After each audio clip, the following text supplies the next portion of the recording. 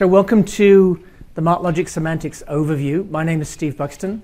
I'm a product manager at MarkLogic based in San Carlos, just down the road.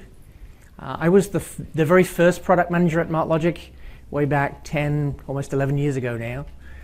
Now we have a big team of product managers. We have about 15 people, and you'll see them scattered throughout the conference today. That lets us focus on different areas of the product. So I focus on search and semantics, and in MarkLogic 9, I'll pick up the core SQL feature as well. So, carrying on from David's theme of "It's not magic," isn't that a beautiful picture? Isn't that lovely?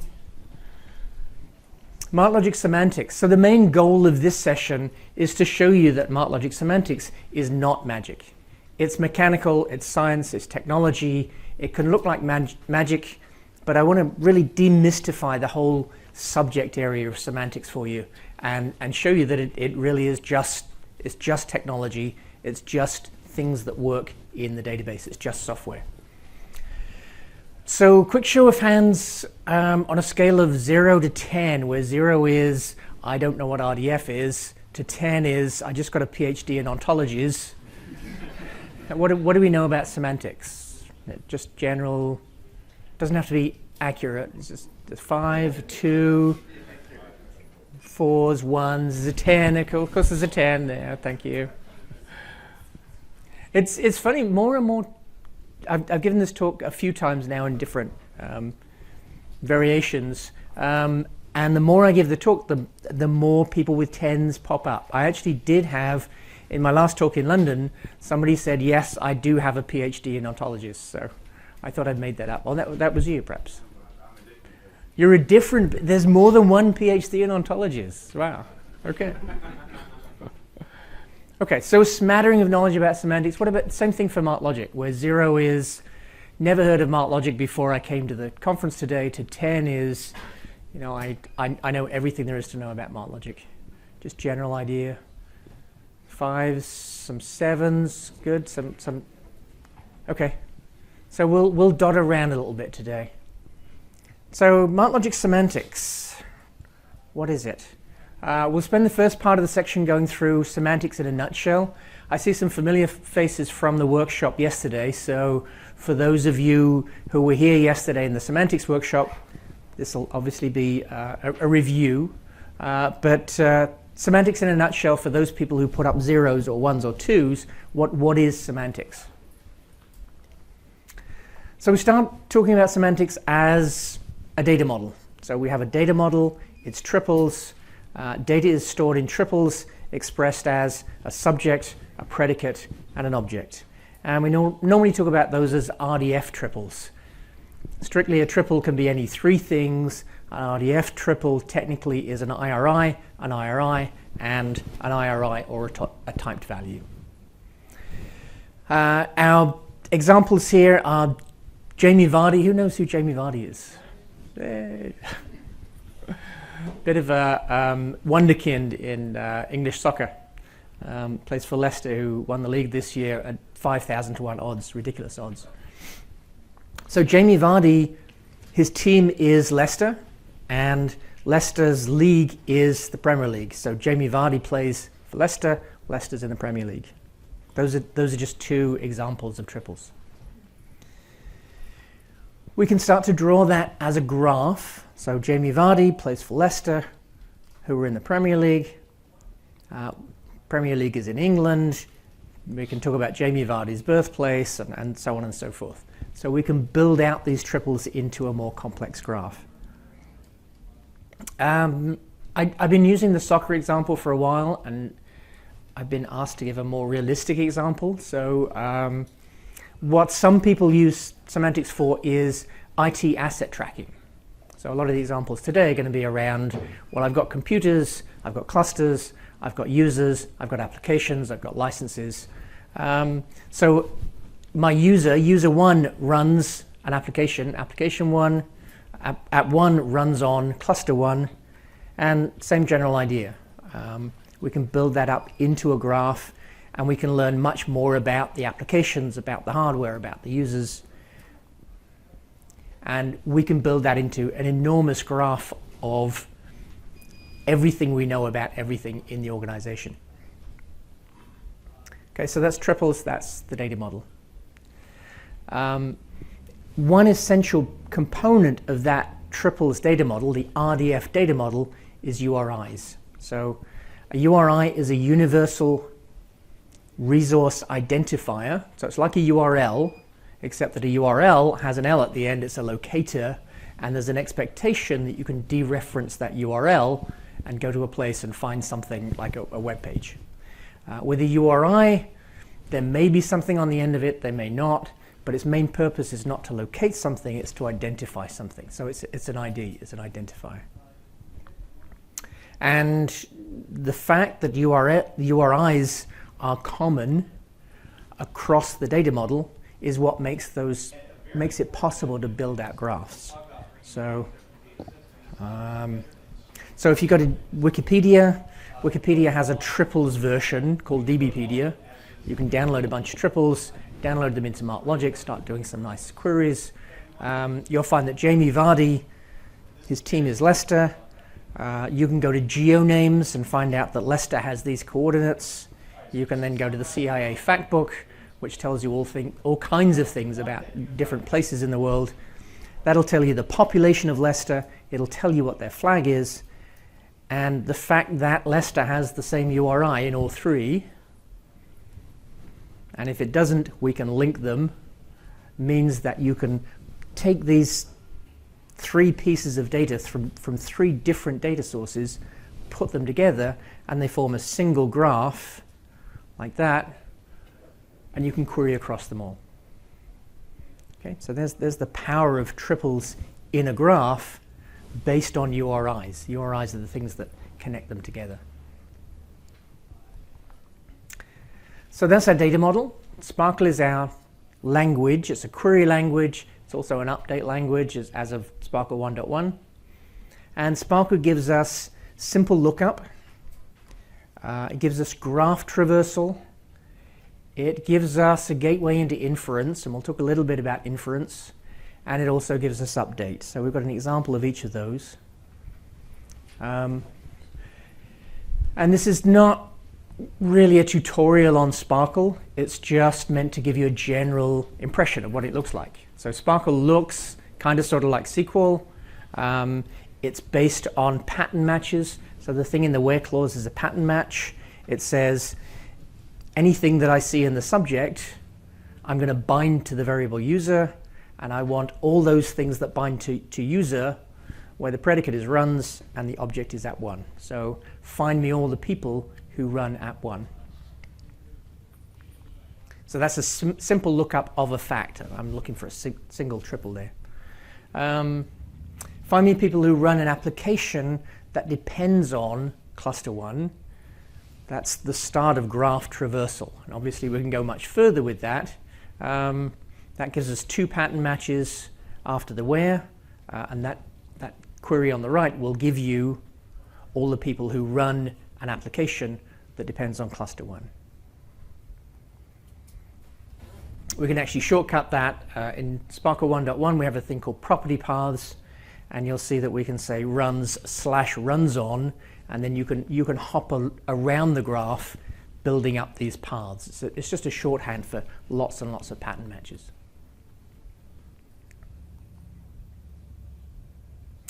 So find people who can see database 1. So if you're a user and you're running app1 and app1 accesses database 1, then you can see the data that's in database 1 via that application. And the power of inference is that you can generate triples that aren't actually there. What do we mean by that? Well, what we mean is that you can resolve queries as if there were extra triples in the triple store. So even though I'm saying find me all the users that can see database 1, there isn't actually a triple there that says user 1 sees database 1, but I can infer that triple. And we'll talk a little bit about how you do that. I can infer that triple so that when I ask the question, who can see the data in database 1, I get the right answer even though that triple isn't explicitly there in the database. Okay. And I can do updates. Maybe app 1 moves from cluster 1 to cluster 2. SPARQL now has an update language. Anybody see what's missing in the example on the right-hand side? This is my favorite amusing thing about SPARQL Update. It doesn't have the keyword update anywhere in it. So SPARQL Update lets you do inserts and deletes, and insert deletes doesn't have the keyword update, which is a little bit strange. So I can say now that app 1 runs on cluster 2. I can update just a single triple at a time. I don't have to figure out where that data is. I don't have to find which table it's in, a schema, or even a document. I just go ahead and I go update that single triple. Okay, so any questions on SPARQL before we move on? Okay, all perfectly straightforward. Yeah. All you do for it that is like is the person A within my second level of all my friends? Is it possible? So the question is it possible in SPARQL to say, is person A a friend of mine within 2 levels? Right. SPARQL doesn't let you do that. So SPARQL can tell me, SPARQL can give me results of a query, but it can't tell me how I got there. So things like shortest path, shortest weighted path, there's nothing in the SPARQL language that lets you do that. And you can do it manually. You can say, start with me and show me all my friends and show me all their friends, and then check who appears in there, and does this particular friend appear in there. So you can do it that way. But there's no syntax in SPARQL that lets you do those kinds of, show me the path from here to there, show me the shortest path from here to there. It's not part of the SPARQL language. Okay? Yeah. You know these SQL query optimizations, right? Like, do we have something in SPARQL for query optimization? For example, can MarkLogic says that, okay, you're using SPARQL, but your query can be optimized in a way, in a better way. So is there a way to tell MarkLogic that type of optimization? So the question is there a way to optimize SPARQL queries? I'm not using So, optimize the query. right. So MarkLogic's implementation of SPARQL is based on a triple index. Now, triple index has a cost-based optimizer associated with it. So we will optimize the query for you. So just as with SQL, once a query gets to a certain complexity, there are a lot of different ways to interrogate the index to answer that question. I visualize that So there, optimization like a graphical way, that if you change the way the query is, then your query might be more optimal, gives a performance better. so the triple index, so every SPARQL query asks a question. The SPARQL query gets run against the triple index. Once you get past a certain level of complexity, there are many different ways to answer that question by interrogating the index in different ways. That is, there are lots of different execution plans. And so we pick the best execution plan for you based on the cost-based optimizer. So you shouldn't have to tell us how to optimize it. You shouldn't have to re-express that. The idea is that the syntax you use in the SPARQL query, you're looking for a particular result. You shouldn't have to bother about how it actually gets implemented in the index. Okay. Okay. Oh, yeah.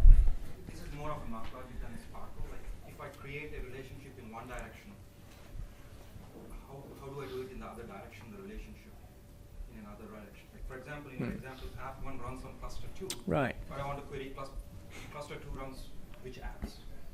Do I need to construct a rule, or can I do it via inference? Yes. So the question is, what about inverse predicates? Right. So the inverse that the predicate runs on has the inverse. What's the inverse? Runs. Let's say. I'm running out of words for run. But runs on has an inverse, and it is something like run. So you can do that by inference. You can create a rule that says runs is the inverse of runs on, and therefore anytime we see a triple that says A runs on B, we will infer a triple B runs A. And then you'll get the right answer to those kinds of queries. Inference will store as triples again back, or? We'll get to that, yeah. Oh. Yeah, just a quick question. So yeah, right, when you do the triple and the SPARQL, when you do the triple in a relational data model, like where a lot of time you go to the business side and really talk to the users and then, do the conceptual, logical, physical. Like what is the quick process of doing this? I mean, who gets to do the triples? I mean, is it the technical folks, sitting in the business side, based on the, the need, or how does that happen? Let's hold on to that thought. Okay, let me work through a few more of the slides, and I'll demystify a few other things, and then maybe we can come back to that question. Okay. So we've got a data model, RDF. We've got a language, SPARQL query and SPARQL update. I didn't want to leave the subject of demystifying semantics without talking about visualization. A lot of people like to use triples because it's easy to visualize lots of data at a glance. So for things like, if you're living in a document world and using triples as context, things like info boxes, I've got, here's my results, and now here's all the other things that I happen to know about the thing you searched for. Things like concept graphs. So, then anybody in here from the LDS Church? Oh, so the LDS Church did some really nice things about mapping concepts through scriptures and writings and teachings, and found this kind of association between wealth and misery.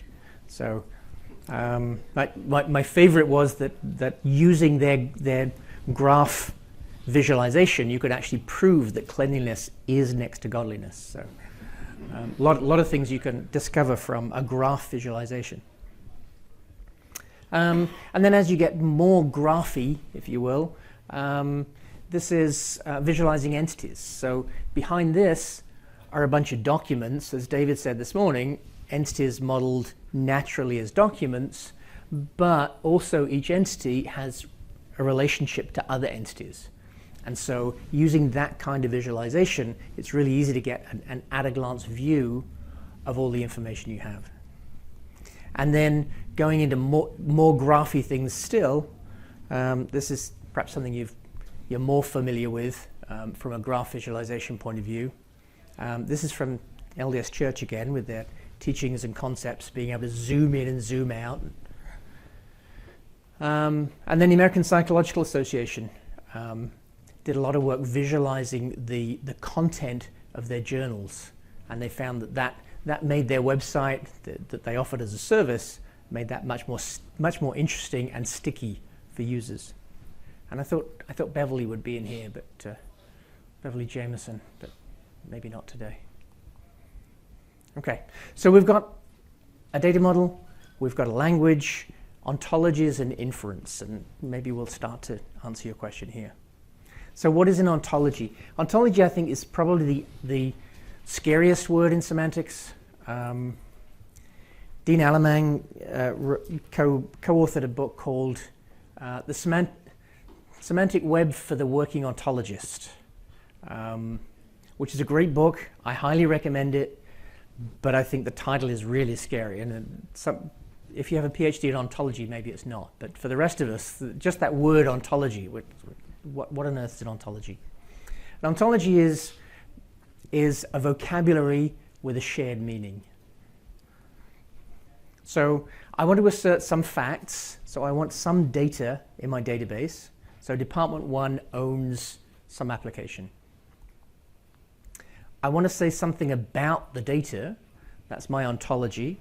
So application 1 is some licensed software, because Department 1 have recognized that buying licensed software that's built by professionals and supported and maintained is well worth the money. So they've bought application 1 as licensed software. And then I want to say something more general about the data model. That's also part of the ontology. So I want to say that every piece of licensed software is an asset. Okay?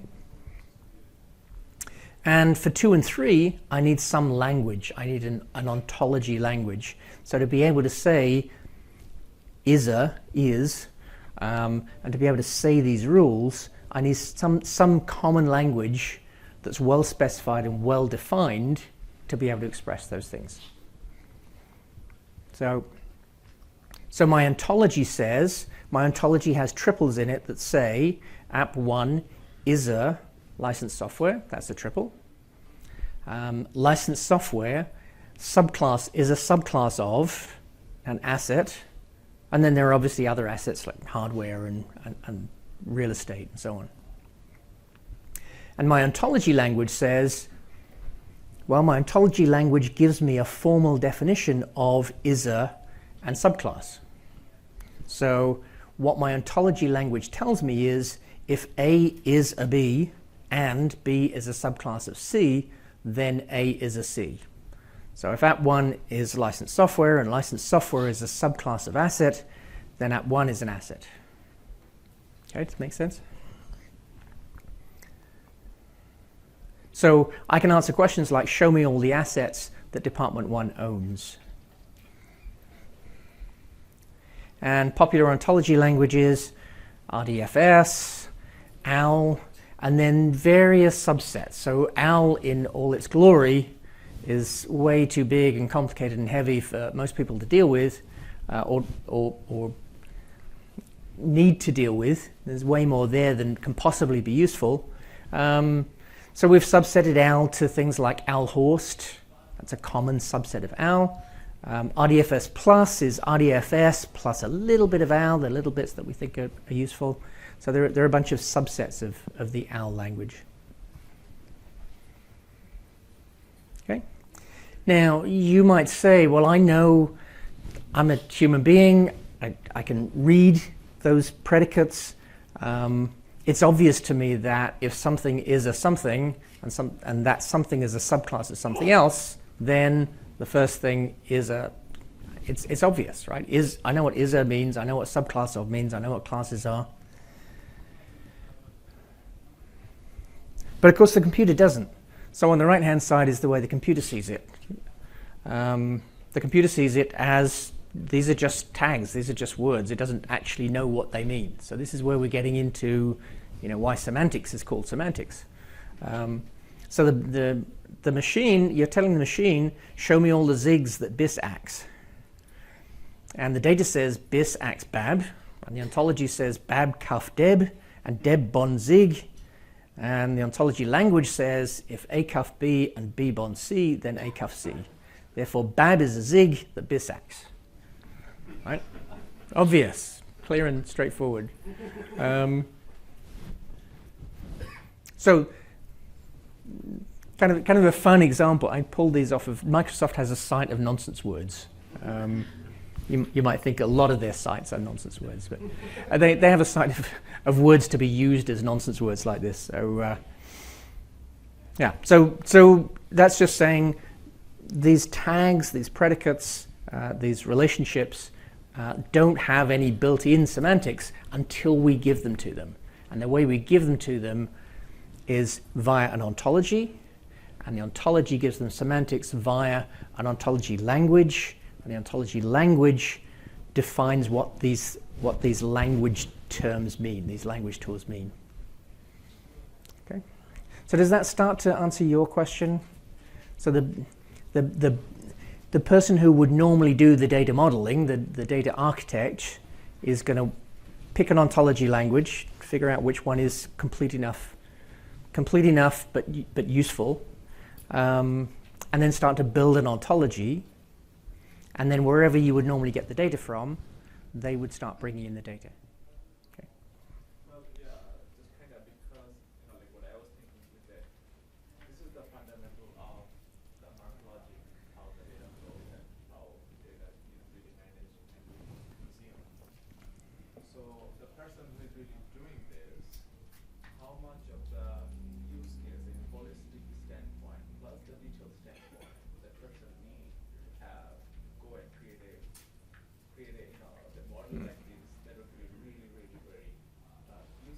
Right, right.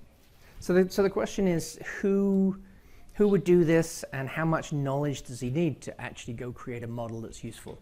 That's really a bigger question than we're addressing in this session. We're focusing in on triples and semantics, and then we'll talk about how they interplay with documents, and we should probably have a conversation offline about that bigger question. Yeah, okay. Okay, so inference.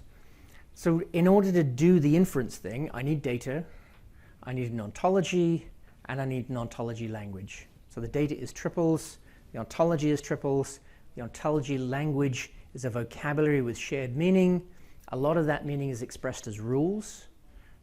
With MarkLogic, we give you a set of rules out of the box. You can apply any rules to any query. And so when I do a query in MarkLogic, unlike a lot of semantics databases, I can choose with every query to apply one or more rules to that query. And so getting back to the magic thing, inference really does look like magic. But, and the semantics standards give us a way to express inference and to define inference and specify inference.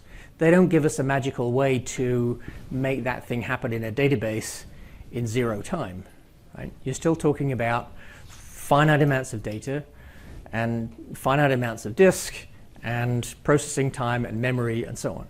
And so there's a certain amount of work that needs to be done to make that inference thing happen. And the more inference you do over the more data you do it on, the more work that is. And so if you can scope that for every query, that's a really useful thing to be able to do. Okay, and that's one of the things we offer with MarkLogic. Inference is very powerful. It gives you simpler, more robust data modeling. What do we mean by that? Well, for the inverse of, for example, you don't have to remember to say runs on and runs every time. You just say runs on, and then you have a rule, and that other triple appears or is a part of any query you do after that. Okay, so simpler and more robust data modeling, and certainly new insights. You can discover things from queries that involve inference that you wouldn't necessarily have been able to formulate a query for if you didn't have inference. Okay. So that was semantics in a nutshell. This is MarkLogic Semantics. This is how we implement semantics in MarkLogic. Going from the bottom to the top, that's an architectural diagram of MarkLogic. And at the bottom layer, the storage layer, MarkLogic is fundamentally a document database. We added triple store capability a couple of releases ago. So we can store and manage triples natively in that document database. Implementing at the storage level gives you a whole bunch of advantages.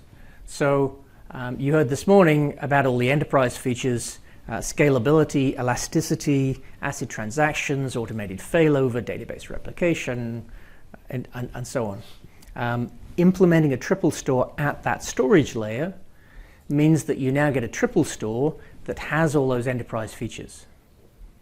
And so if you are looking for just a triple store, if you're not interested in documents, and I hope by the end of the talk you will be interested in both, but if you were looking for just a triple store, MarkLogic gives you all those enterprise features around your triples, which is something that's very, very unusual. Moving up to indexes and caches, we have a special purpose triple index. It works well with the universal index and the geospatial index because it knows about doc IDs. So SPARQL queries can be joined with other kinds of queries in the same way as a word query and a geospatial query are joined together. We can join together a word query and a SPARQL query.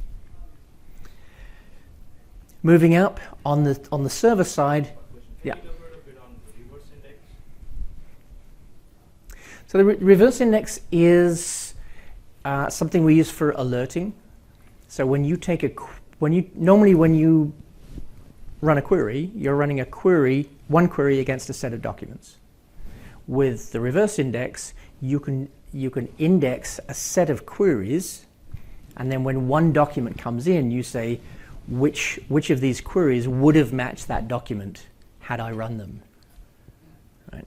And so rather than going to your system every morning at 9 o'clock and saying, show me all the news articles that mention an oil strike in Brazil, instead of doing that, you can have alerts send you an email whenever a new thing comes in that talks about oil strikes in Brazil. Okay. So moving up to the query layer, on the server side, you can write server-side programs, kind of like PL SQL in Oracle. You can write server-side programs in xQuery, in JavaScript, in SQL, and in SPARQL. So we have server-side SPARQL. And you can combine those. You can combine SPARQL with JavaScript and xQuery and SQL. And then on the interface layer, we extend MLCP, which is the standard way for MarkLogic to do bulk loads of data. We extended MLCP to bring in bulk loads of triples as well. And we support the standard APIs, the standard SPARQL endpoint REST API and the Graph Protocol API. Okay? So to the outside world, MarkLogic can look just like any other triple store. And anything that talks to a SPARQL endpoint can talk to MarkLogic with SPARQL. Okay? How does the security work? How does the security work? So, well, when we start to talk about triples and documents interacting, you'll see that you can have triples as just triples, free-floating triples, just like any other triple store. You can also have triples embedded in a document. If you want to live in the triples universe, we have security at the graph level, at the named graph level. If you want to live in the document universe, we have security at the document level, so it's a more finer grained. And you can kind of have a foot in each world and play with both. Okay. Yeah. Question. The SQL layer, the top, if you would like to do the SQL, which layer would you be connecting to? If you would like to do SQL. So if you want to do SQL, we have an ODBC driver, so you can connect with SQL through ODBC. Or there is actually SQL at that second level, the query layer. So you can write a program that includes a SQL statement. Okay? Okay. 15 minutes. Okay. So if you're establishing relationships between the documents and storing them as triples inside the document, and okay, I'm going to hold you right there because that's what the next section is all about. Okay. Okay. Yeah. The graph SPARQL at the interface layer, what does that look like, or what are you saying with that? SPARQL at the interface layer? On the right, there's a graph SPARQL. So the W3C defines a SPARQL endpoint, a REST endpoint for SPARQL. So we support that. It also supports a Graph Protocol API, which is also over REST for things like loading and creating named graphs and loading them. We support that too. Okay. Yeah. Triple cache. Mechanism to clear it. That usually you do for the cache. How you manage the cache? Is it triple cache for the triple indexes? Is the same way how you can manage any cache, or if there's some tricks for the triple cache? So the question is, how do you manage the triple cache? Leave that to us. We manage the triple cache for you. Okay. And question at the back. So regarding triple indexes, is there any fine-grained control as to whether I'm indexing subject, predicates, or objects, or a combinations of, or that's decided by the server? No. So the triple index The question was, what does the triple index actually index? For every triple, it indexes the subject, predicate, object, and the doc ID, which is the document that the triple came from. From the doc ID, we can derive the named graph, because named graphs are implemented as collections. So whatever collections your document belongs to, those are the named graphs those triples belong to. But there's no notion of, I only want to index the objects, or I only want to index the subjects. Like most other triple stores, we index subject and predicate and object, and we index them in a lot of different orders to make various different queries fast. Okay. So is there any special treatment of literals and ordered indexes on literals? So if you did an order by date, for example, are there any indexes that support those? Yes. So the question is there a special index for literals? So if the object is not an IRI, if it's a typed value, yes. If you looked for all the objects that were in a date range, for example, that's an indexed lookup. Yeah. So in order index and the reverse index are the same, or is it different? The reverse index is something different. Inverted index is, I think you're thinking of an inverted file index, which is something else. So will MarkLogic take when calculating the relevance score, will it be affected if there are triples? So the question is, will relevance be affected by the triple query? No, it won't. Or by the search query, by the search endpoint of MarkLogic? Does the relevancy score change because we added triples now with the literal values? Does the relevance scored? Not so as you'd notice. No, I'm gonna say no. Yeah. So one more question, then we need to move on. I know the regular indexes, the first time is always slow because until it caches. Is it the same, or we don't have this effect on triple indexes? That's why I asked you about this. Right. Cache.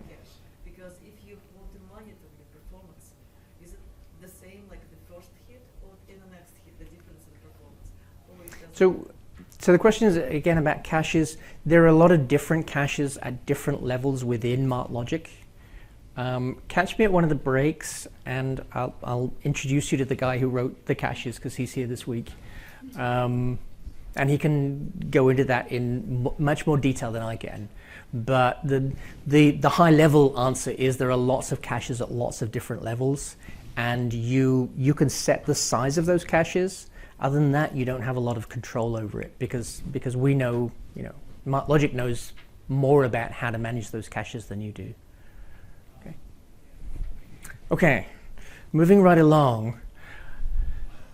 Of the things you can do, with apologies to Dr. Zeus, the next section is all about all the things that you can do with triples and documents together, because you have both triples and documents.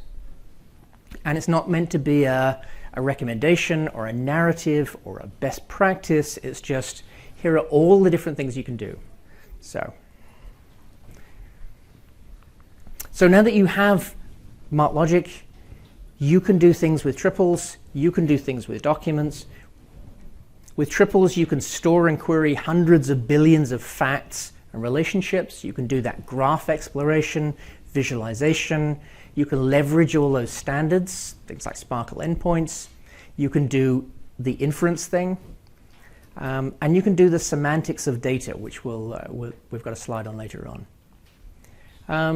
But you don't necessarily want to take all your data and just convert it all to triples. So as David said this morning, documents are the way to model entities. Documents are a very natural way to model entities.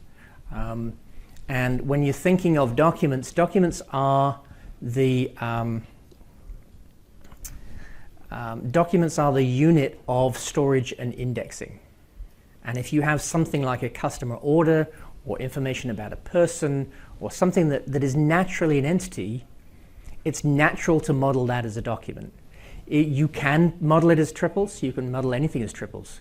But when that thing is a natural unit, you end up breaking it down into its atomic pieces, triples, indexing them all separately, querying them all separately, and then kind of rehashing that entity at the end of it.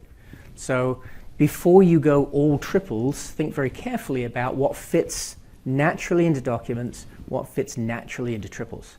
And of course, the beauty of MarkLogic is that you can mix and match, and you can draw that boundary wherever you want.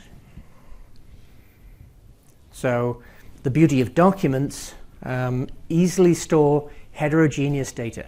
It's transactional, it's schema-free, it's schema-agnostic. You can search very flexibly, you can do very fast app development. And just a bit of a sidetrack, when we talk about documents in MarkLogic, documents can be, like the ones on the left, a scientific journal article, which is how we normally think of a document with a small d probably, or they can be things on the right, which is more of a data thing. It's a data document. It's a bank trade. And so with MarkLogic, a document can be either something that's very text heavy, like a journal article or a news article. It can be something that's very data heavy, like a bank trade, or it can be a mixture of the two. Okay. So we'll talk about the benefits of the combined after we talk about how you can combine them. So now we've got triples and documents. How do they interact with each other? How do they interplay? So this is just that IT asset graph kind of turned on its side. So you can have triples alongside documents. Sometimes it's very useful just to have a single database that has the two things in it. And you're treating your documents completely separately. You're treating your triples completely separately. But the fact that they're in the same database makes it much easier to manage, keep them in sync, query across them. So you can do things like show me all the documents that mention app 1 or its dependencies. So now your graph is giving you context for your search. So think about things like intelligent search.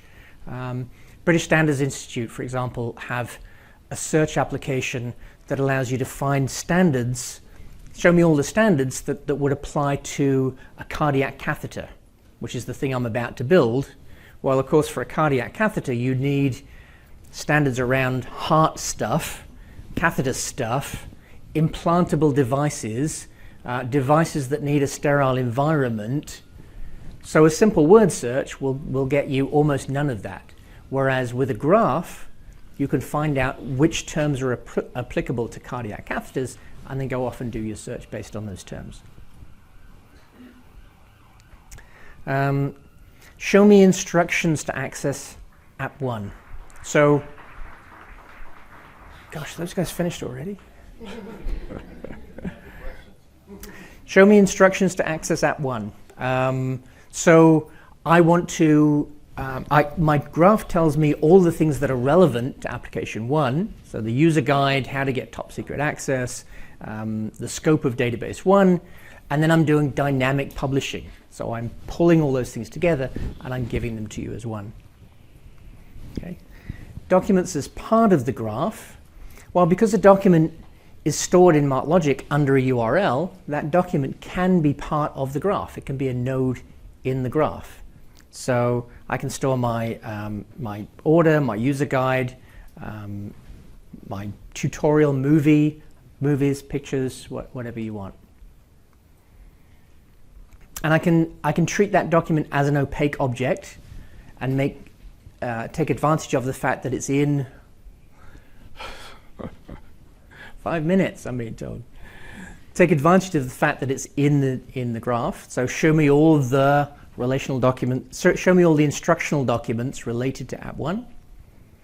Or I can actually look inside that document. Show me all the applications that managers use that expire in the next 6 months, where the expiration is part of the license. And then I can have triples about documents. So I can have extended metadata about a particular document. So here we see an order, the order for app 1, and it has its metadata broken out as triples, and part of that is T's and C's, so that's another document. So here again, we can mix and match graph, documents, and data. Okay, so triples are a natural way to represent that metadata. A lot of people do that. It's extended because that metadata is part of the graph, so I know all about that metadata. And then this is the really interesting slide. I know you've all been waiting for the interesting one to come up. This is it. Triples about documents to help me with data integration. So I've zoomed in on app1 and its order. We know the order has format XML. We know it's a license. The thing at the top tells us that this order includes a vendor, and the vendor is found at the element tag vendor, uppercase vendor. So this is the semantics of the data. So we haven't changed the order, but we've created a triple that tells us if you want to find the vendor in this order, here's where you find it. And then we have another order which is slightly different. You can tell it's slightly different because it's pale blue instead of dark blue. It's also a license. It also has a seller. The seller is now at the element lowercase seller. And we can represent that in a triple. So we've got dirty data. These two things are almost the same. We've changed the name of that element somewhere along the lines, but we note that fact in a triple. So we know what the semantics of that license are. And then we have something that's very different. And again, you can tell because it's red and not blue at all. And here's an order for a computer, which is also an asset. It also has a seller. They call it provider, and they're represented in the document with a prov tag. But because all this is represented as triples, I can say that vendor is equivalent to seller, is equivalent to provider, and now I have a semantic data model. So now I have documents and data that came in from different sources. They're different shapes, different formats, they use different tag names. But I have a semantic data model that tells me that vendor's represented one way in one place, another one in another place, and that those things are equivalent. And so with the beauty of SPARQL and inference, I can say, show me all the ways that vendor is represented, and I will, by inference, get all the ways that seller and provider are also represented. And then I can go off and do my query, and I know exactly where to look in which documents for the thing which is semantically the same, the thing that's conceptually the same, which is the vendor. Okay, so that was the interesting slide. So that's data integration with dirty data, stuff that's a little bit different, with overlapping data, stuff that's very, very different, but just happens to have an overlap. And again, we can represent that overlap. We can represent just the overlap. We don't have to represent everything. We don't have to model everything in every document in order to get the benefit of being able to find all the sellers in all the documents. Okay. And then just very quickly, embedding triples in documents. David talked about this a little bit. I can have a document that embeds triples in this special format. So that triple is associated with that document. If I delete the document, the triples go away. And I can have a set of triples, looks almost the same, but this is a set of triples that's annotated with XML or JSON. And so I can solve problems like reification. How do I say things about triples? Well, I can say things about these triples in an entirely generic way. So anything that I can say in XML or JSON, I can say about these triples. And because I can do a query, I can do a SPARQL query that says, do this SPARQL query and restrict it by this document query. Therefore, I can do things like bitemporal SPARQL. And because I can do a search and restrict it by the triples that contains, I can do the upside down thing. I can do a search and restrict it by the triples in the document. Okay, so that's what that says. Okay. And then I'm running out of time, so I'm going to go straight to the last one. These were use cases. We really don't have time to go through them, but when I first started talking about this, way back when we first implemented semantics, it was imagine all the things you could do with, and now we're far enough along to have our own NASCAR slide, our own little logo slide of people who are using MarkLogic Semantics in production and a number of different use cases for each. But I will wrap up with that wonderful unicorn slide again. MarkLogic Semantics. It's not magic, it's MarkLogic.